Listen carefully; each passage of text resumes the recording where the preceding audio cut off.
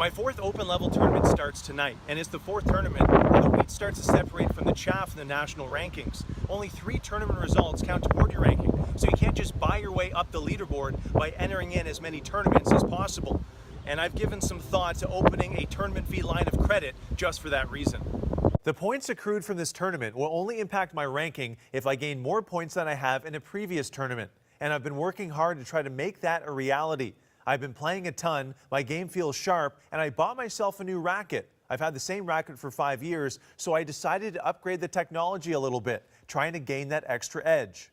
Speaking of the extra edge, I'm on the courts of my hometown of Oshawa this afternoon to get a warm-up in before my hit. I have the old man Gord Arsenault across the net as my hitting partner. Okay, Raph, are you going to talk all day or are we going to hit? Okay then. I felt that a warm-up session helped my performance last time, especially with respect to my serve. So I'm hoping for a similar bump tonight. My opponent is Luke Cuzio, ranked 248th in the country. Fingers crossed for a close match. I'd love to force the third set to utilize more of my fitness and conditioning.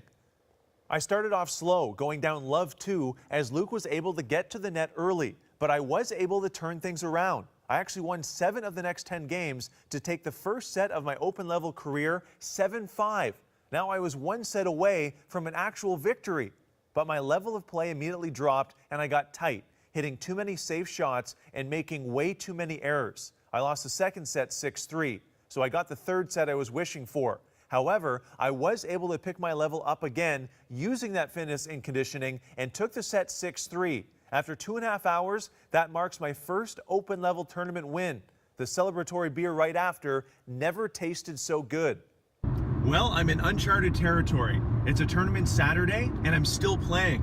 I'm into the round of 16, and I'm playing against the number 6 seed in the tournament, and he's ranked 111th in the country. It will be a tougher match than last night, but I'm playing with house money at this point. I have nothing to lose, so I'm just going to get out there and let it fly. And I tried to let it fly, but my game wouldn't leave the runway. The 45-minute warm-up and long, hard-fought match yesterday didn't help, but I just didn't have it.